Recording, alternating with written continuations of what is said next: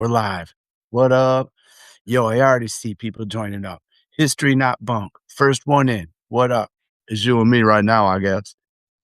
Um, James Tallarico was my topic when the FCC joint hit with Stephen Colbert. So, I mean, I haven't even looked at headlines today. I've just kind of like turned on my stuff and looking through my stuff, I can see Tallarico won. From looking at stuff yesterday, I know that Republican donors put a lot of money into James Tallarico. A lot of bundlers, a lot of money went towards the biblical white man who took a break from seminary so he could run for Congress. People turned out to vote for a man who took a break from seminary so he could run for Congress on the same day that the news headlines reported that our military individuals, soldiers, men and women, sons and daughters, are being told and instructed that this action in Iran is intended to bring back Jesus. They are told that they are to be martyrs. They are told that there needs to be vast bloodshed in order for this holy war, which is going to bring back Jesus, to happen. Oh my fucking God. My God. That was my best Ric Flair I got. My God. What the fuck? Over? I made a post earlier in the week, 2 days ago, about Sarah Longwell. And she's nobody to me. Alyssa, somebody from The Atlantic, another Access Legacy corporate publication. And my big issue was Sarah Longwell and this Alyssa woman, journalist from The Atlantic. They were wiling out because the Alyssa woman was kicked out of the Jasmine Crockett rally. Why was she kicked out? Because when she wrote about Jasmine Crockett, she opined that Jasmine Crockett needed to apologize to white men for calling them mediocre. She opined that Jasmine Crockett needed to apologize to Hispanic men and women who were voting for Trump because Jasmine Crockett said that they had the slave mentality. And I'm like, are you kidding me? Two people with a greater public audience were chiding a black woman, civil rights attorney. Mind you, Sarah Longwell is not. Mind you, Alyssa, man, I'm going to have to look it up and see who it was. Alyssa something from The Atlantic.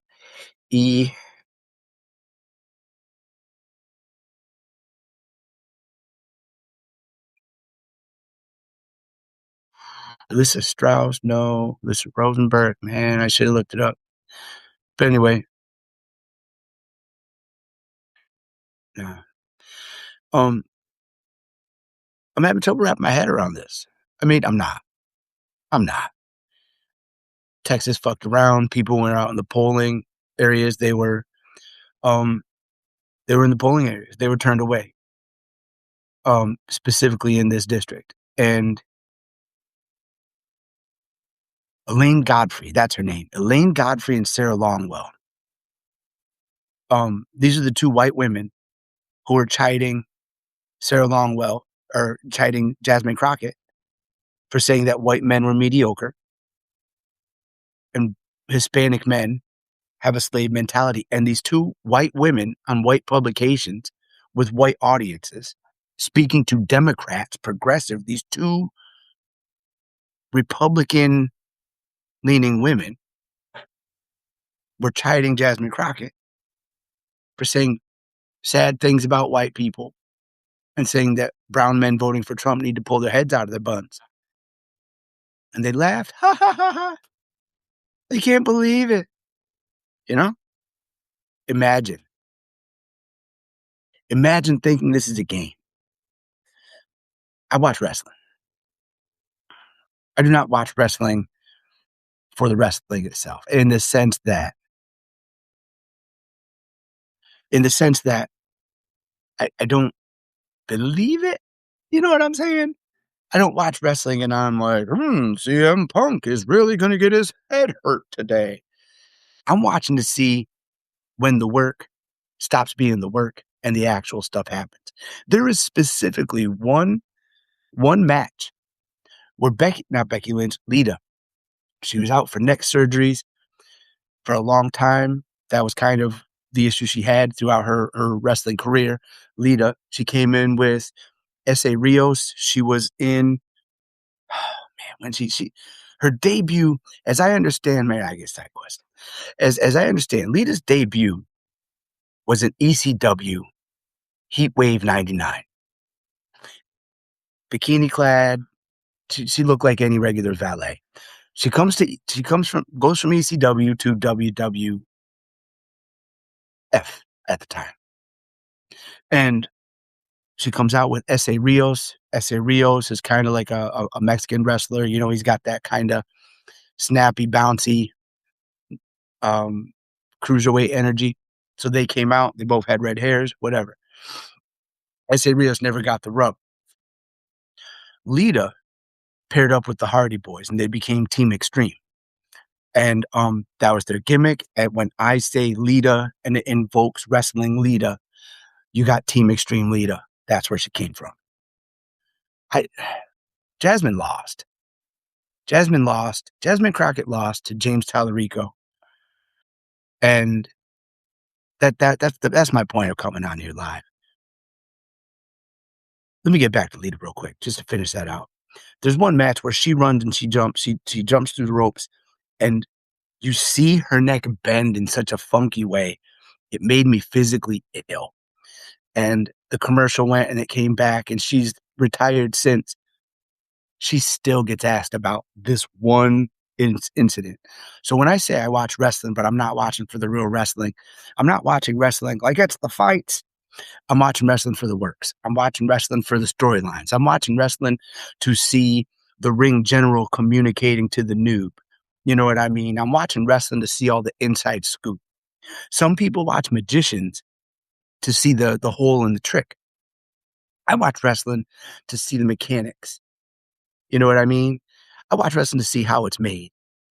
I watch wrestling to see who's calling the bump. I'm watching wrestling to see when they're doing a move, who's in control of the move and who's in charge of the sale. I wrote a post about it. It's called Sell Everything by Nick G, a dude on the couch. Politics isn't TV. Politics isn't entertaining. I watch Roland S. Martin on the Black Star Network, and I am highly informed with the things that I hear. It's also dry. You know what I'm saying? It's also dry. When I'm listening to Professor Greg Carr, of course, I'm rattling off same homies. When I'm listening to Professor Greg Carr, I don't pick up everything he's saying. I don't need to, because he's speaking bigger than my comprehension, than my understanding. When he's name dropping civil rights affected people, I'm picking up what I can. I only got 2 arms, maybe a fold in my shirt. Wait. Carpe noctem. That's where I exist in the night. I sleep during the day. I'm night people. That's why I kind of find my niche here. We're in the in-between. Let's look at it this way.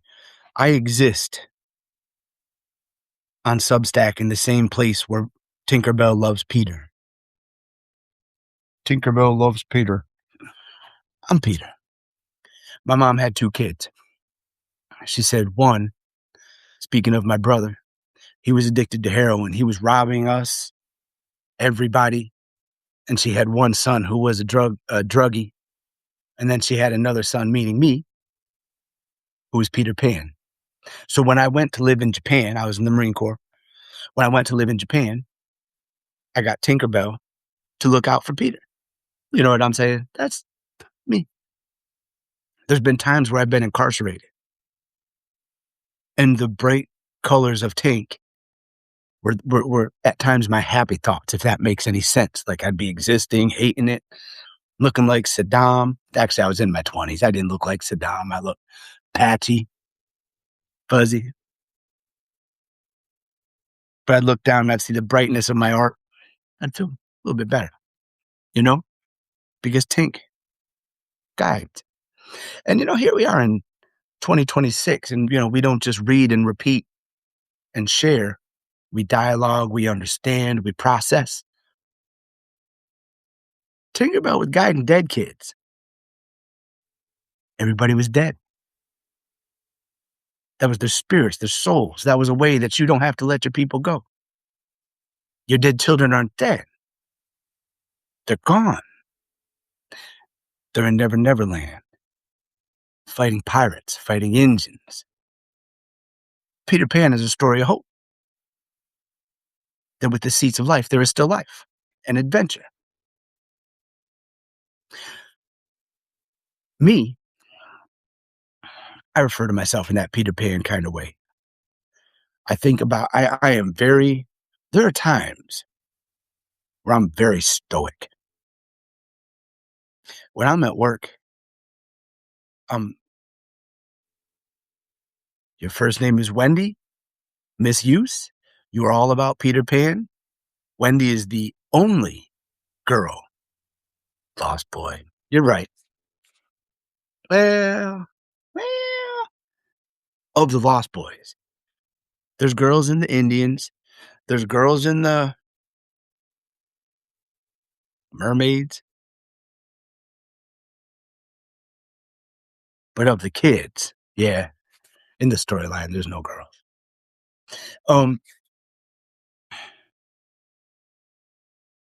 I'm taken by today. I mean, I try to wrap my head. I live where I live. I live in upstate New York. You know what I mean? I live in Elise Stefanik's district. We vote red. We project. We poll conservative. But if you go down to Stewart's, everybody's wearing pajama bottoms. Everybody's drinking their Stewart's coffee. Everybody's got their Egwich. You know what I'm saying? Everybody's local. Everybody's gay. Everybody's trans. Everybody's integrated. You know what I'm saying? I know I'm half fascinated by this one woman at work because from a distance, you look at her and you're immediately thought to think that she has kind of like a Beyonce kind of template. But when you talk to her and you actually get close and you're looking at her face, the shape and features of her face are like if you were to meet somebody from Sweden, you know what I'm saying? She has those very white Icelandic, not as Icelandic, those Slavic kind of features, I guess. That's the word I'm looking for. Anyway, she has very white features, but when you're far away, she codes as Beyonce. It's wild to me. Like I'm fascinated by it. I make a joke. I make a joke about people in the sense that I will actually walk up to people and meet them for the first time and ask them about their nose and ask them about their heritage, their culture, where they come from. I'm fascinated by noses. You could have 10 faces that look the same, and it's the nose that makes things different. You know what I'm saying? I mean, that's it. That's the marker. I'm fascinated by it. Am I ever going to go into like rhinoplasty and shit like that? No. Ew. I want you to tell me about it. You know what I'm saying? I'm fascinated that a whale used to be a critter, and that critter is also lineage to the bear, and the dog. Wait, what? The whale. That stuff all it all just amazes me.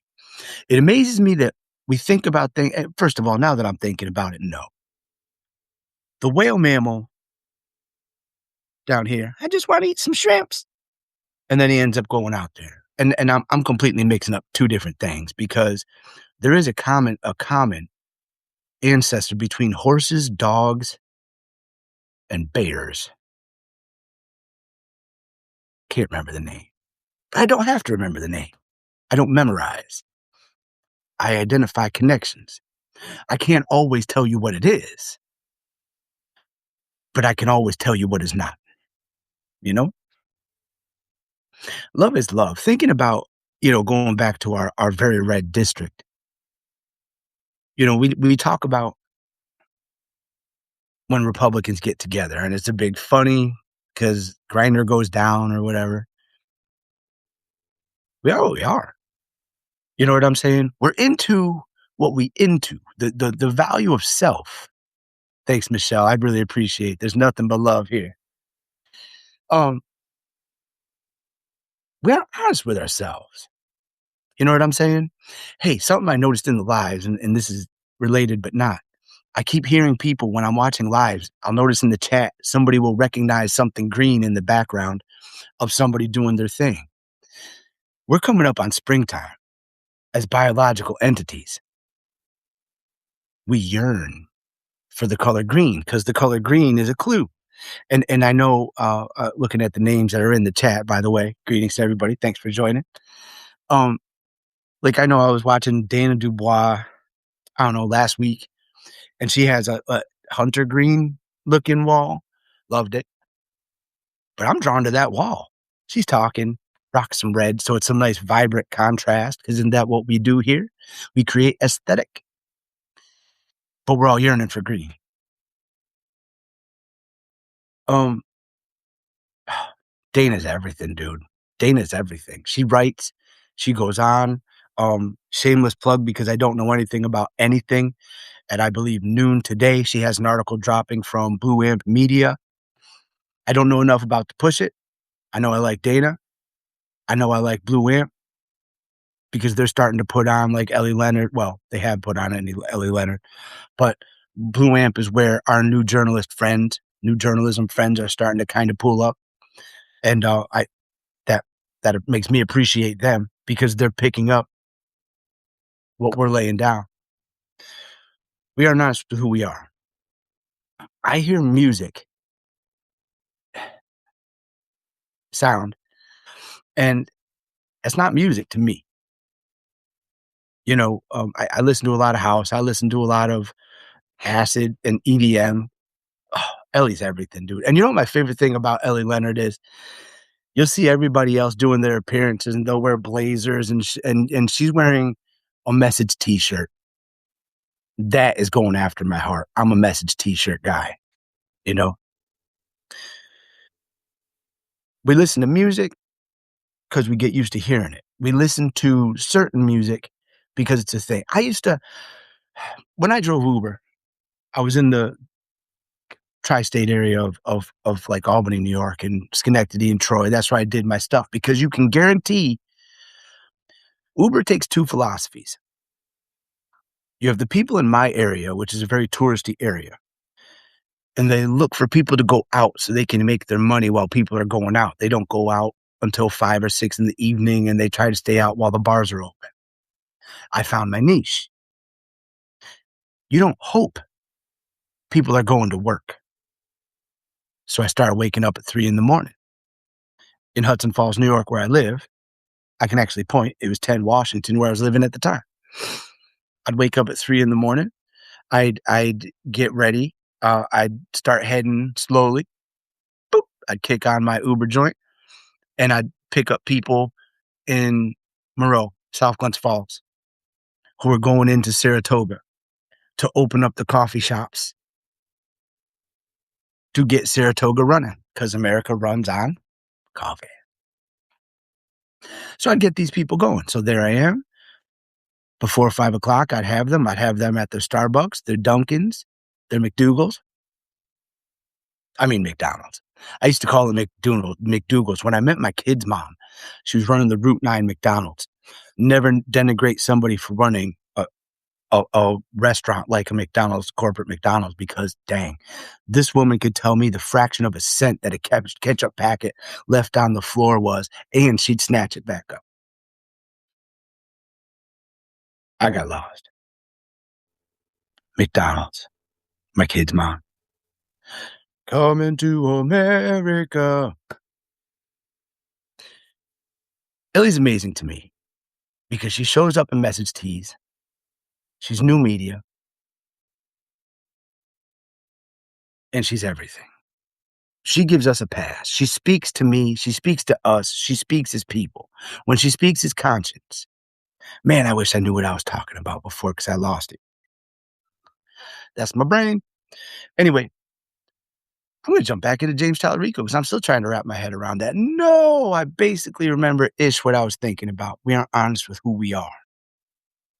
I remember the first time I saw Nori Collins. Y'all probably don't know who Nori Collins is. She's an adult film star. And she's bigger stature. My body started doing things. I'm looking at that, and I can tell you, the first thought in my head was, yeah. You don't realize what you're into. I think I know where I was going. Well, first, let me keep going with Nori Collins. She's a larger woman. I find her attractive. I didn't realize that I was into people. There we go. I called it McDougal's.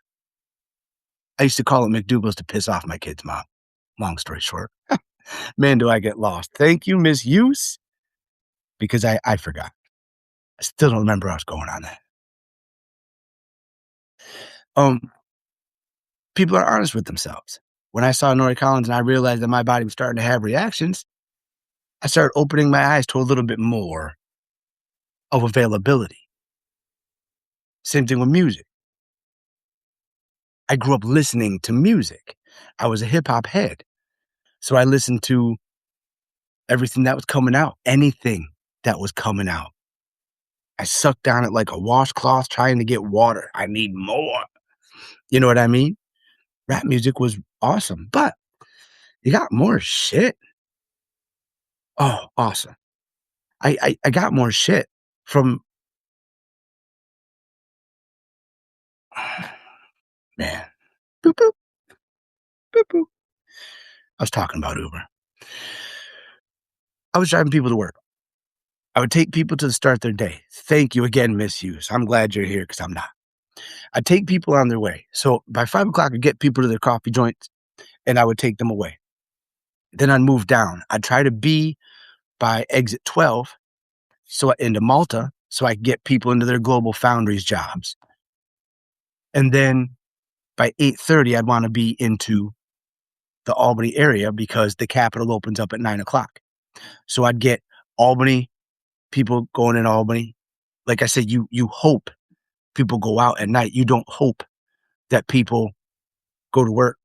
They're gonna. You know what I mean? And in the Albany area, you don't need a car. There's buses, there's traffic, there's all that. Where I live, there's buses, but you're walking. You know what I mean? Wherever the bus drops you off, you're walking a good ways because we just aren't that. I mean, everybody's got a car. I mean, people in this area kind of judge you if you don't have a car. I think I was done talking about Nori Collins, but my bigger point was we aren't honest with ourselves. There was this woman who I was seeing for a little while. This is where the Uber star started. And her name was Kimmy Cadaver. I'm sure she has a real name. I didn't know it. I know Kimmy Cadaver. She was a scene girl. And she listened to metal. We'd hang at her house. No. I just sang every song that we heard. And eventually, that's not music to me. I didn't hear music. I didn't hear a message. I'd maybe hear a bumper. Hey, excuse me, sir. You can't park there. I can do what I want. Is that music? It's not music to me. It's not an attitude that I felt. And as I'm talking to this girl, mind you, she does not speak to me anymore. I can't talk to her on socials. Every time her and I would hang out, I'd show up. I don't drink. She drank. But we'd hang out. We'd grab like a 12-pack and we'd kind of mingle and bullshit. I kind of got to a point where I realized broke, very broke, always broke. I am on the poor spectrum of broke without being in poverty. But I realized every time she and I hung out, mind you, I was homeless at the time, so I had nothing. But I still was able to go hang out for a couple hours. But every time I went and hung out with her, I realized I was spending money and hanging out. But it's not like we were developing personal, we were just hanging out. Like if you ever went over to your friend's house after school and just played music, and like one person would hang out on an edge and draw, and another one would be flipping through a magazine. It was that. But I mean, I was homeless. I had nothing to fucking do. Kimmy could ever want to hang out. I go hang out. What else am I going to do? Sit in my car by myself with nothing to do? It is what it is. We aren't honest with ourselves. She actually liked seeing me because the only dudes that were really trying to talk to her were the same scene dudes with the same metal things, and she couldn't wrap her head around a dude wearing a button-down shirt and a scally. She couldn't wrap her head around just a different kind of dude being into her. But that's the honest part. Be into what you're into. I'm into what I'm into. Talk to people. Learn what you're into. Be willing to be into something else.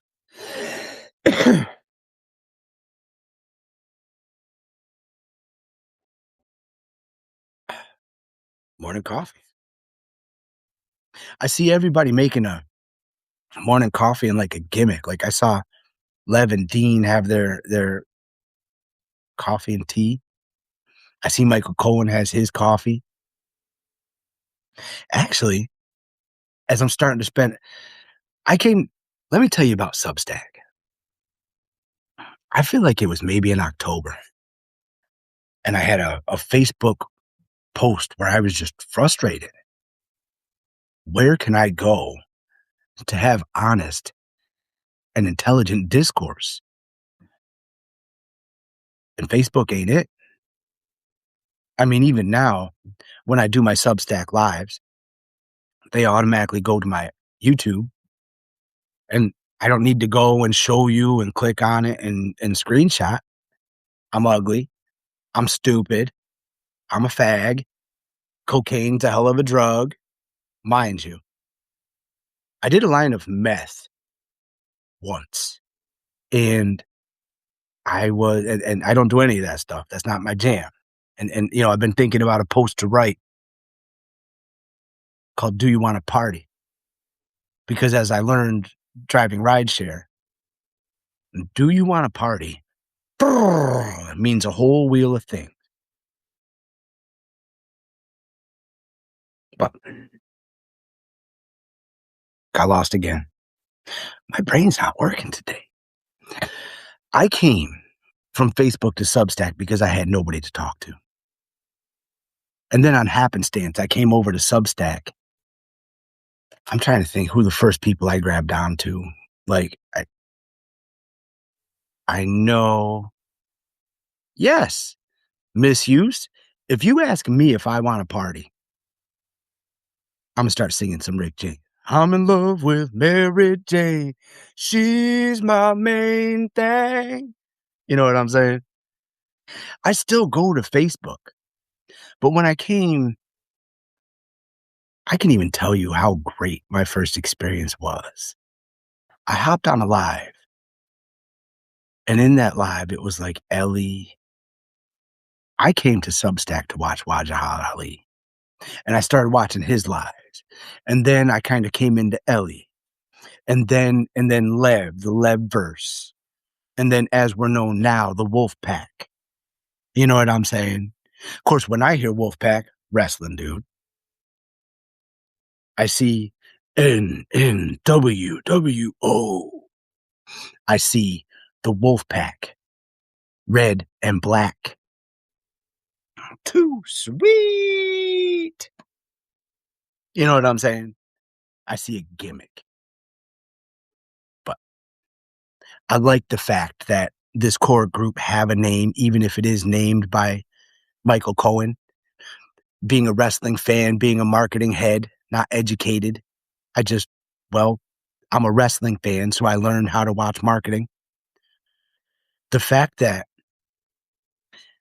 Lev and Michael Cohen have a rivalry. Michael Cohen took a heel turn. In the heel turn, Michael Cohen named Lev Parnas's faction. You know what I'm saying? You know, Misuse, like right now, my tabs, I have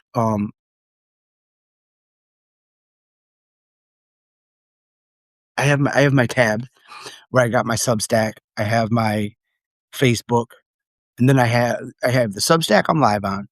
I have my Facebook, I have my secondary Substack if I need to pop over to like my stuff and reference, like I just had to look up the name that I forgot of the white woman that thinks Jasmine Crockett should apologize to brown men. Sometimes I got to go to reference. I can't emphasize how little these people matter. Sarah Longwell does not matter. Sarah Longwell should be a topic of critique every day. Every day. Like, I can remember maybe over a year ago making a post. Mind you, I was a very loyal Allison Gill viewer. There's an accommodating Facebook group behind the beans. So I'd listen to her product, I'd go into this chat and I'd do the thing. And I'd try to share ideas that I was getting and stuff like that. I ended up dropping out because it ended up just being just an ignorant MS Now, progressive, MAGA, whatever. You know what I mean? I come to Substack. I meet empathy. I meet ideas. When I see Shane Urax share something that is highly intelligent, I share it to Facebook. My role on Facebook is to educate. You know what I mean? My role on Facebook is to educate because at this point, I know that these people in the day don't hear news. They check out from it. They don't. I don't pay attention to politics, but they can certainly run you down with these non-facts bullshit stuff and hold you accountable. I have lost. And I remember it was in 2025. I made the conscious decision. I have lost more real to my life history friends. Matter of fact, one of my friends that I dismissed the day that my father had passed, this dude was spending the night at my house. And I says, I got to go do family stuff. I just got a phone call. My father died. There's Lucky Charms in the cupboard. And I remember that's what I said. And I didn't see that dude for weeks. Childhood friend. But I kept having these people who were real to my life, who don't follow politics. I don't know how you mess with that stuff. I don't follow it. Who are calling me a hypocrite for saying true factual things. And they wanted me to explain why I stand by this hypocrisy when XYZ bullshit me. Boop, block. Boop, block. Boop, block. As a matter of fact, I feel like it was maybe last week before. I unblocked all. I have one man who I keep blocked. He's my cousin, John Mab. John Mab. We grew up the same. You know what I'm saying? Like my dad would always be at his mom's spot. His mother was where all the boys, 13 brothers and sisters. His mom was one of the houses that the boys would crash in when they couldn't get their shit out of their ass. My dad was one of those. So my dad you know, lived with my cousin John Mabb. My cousin John Mabb now, for all effects and purposes, is amazing in what he's accomplished. He owns his own gym. He has his own clientele. And when I say he has his own clientele, in the end of mine and his relationship, I referred to him as Stoop Kid from Hey Arnold because he doesn't have to leave his gym. Everybody comes to him. So his little window is when he picks up his device and scrolls through Instagram, through socials. And he's gossiping with these people who are coming in and out of his gym. And he's dishing your gossip to every one of his clients as if he isn't talking about everything. Misuse, you saying that, I'm going to read it. People I've known since grade school, I've had to block because I never realized how racist they become. In my area, we have mixed people. We're 45 minutes from Albany. When people want to get out of trouble, they come up here to New York. On the same token, we're 45 minutes from Albany. When people want to come to my area of New York to sell drugs, they'd come here because white people love their tokenism. Heavy crack area. I remember the first time I smelled crack, I was driving taxi. It was like burnt material, metal, plasticky. Not my jam. But crack. Gross. So they come up here, they meet people, they start having kids who are from here, who live here, whose kids grow up here. That's my area. You know what I'm saying? You go from having a pigeon, Pigon, pigeon, in which people speak different languages and come together with common parlance. And then you come up with a Cajun when the second generation of people who speak all dialects blend them together. That's a pigeon, generation one. Cajun, not Cajun, Creole. Creole is generation two. So a pigeon is when immigrants come together and they have that common language. And then Creole is when the children, speak the dialect of all the immigrants. That's my area. It was heavily white. Then people of color and culture started moving upstate. And that's my area. So we're very diverse. But nobody's talking to the diversity because we don't have black owned anything. Because the people that are sick of the racism in my area, they go back to Albany to do their black owned things. My girlfriend's black. She can tell me whatever AC to whatever curl her hair is. She has no place to get her hair done around here. She kind of does her own thing. She doesn't want to go 45 minutes to meet black people where they accommodate black people. In our area, we're mixed, but they act like we are not mixed. You know what I'm saying? It's like same thing with mainstream television. We watch mainstream television and we get the illusion that everybody's white. Even the people of color do white things. They celebrate Lincoln as the great emancipator. You know what I mean? They talk about Reagan like he did something good. I don't know. I'm going to drop off. I hear people coming downstairs. I just wanted to circle back to what I was talking about. James Tallarico. James Tallarico won the race in Texas. He was heavily pushed, heavily funded by white people, Republican people, people with white intentions. You know what I'm saying? To sum it up, James Tallarico took a break from biblical seminary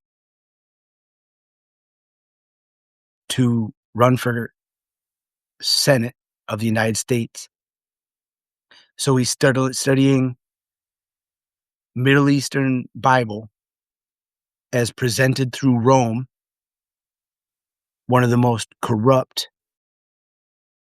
empires that we know in modern history. And so he studies the Bible, not the Constitution. And this is the man that won over a black woman who understands abolition, who understands the U.S. Constitution. She was a civil rights lawyer. And we gave it to a guy who's going to preach the Bible from the well of the Senate. I'm Nick G. If you plant me, I grow. If you're going to believe in someone, why not believe in me?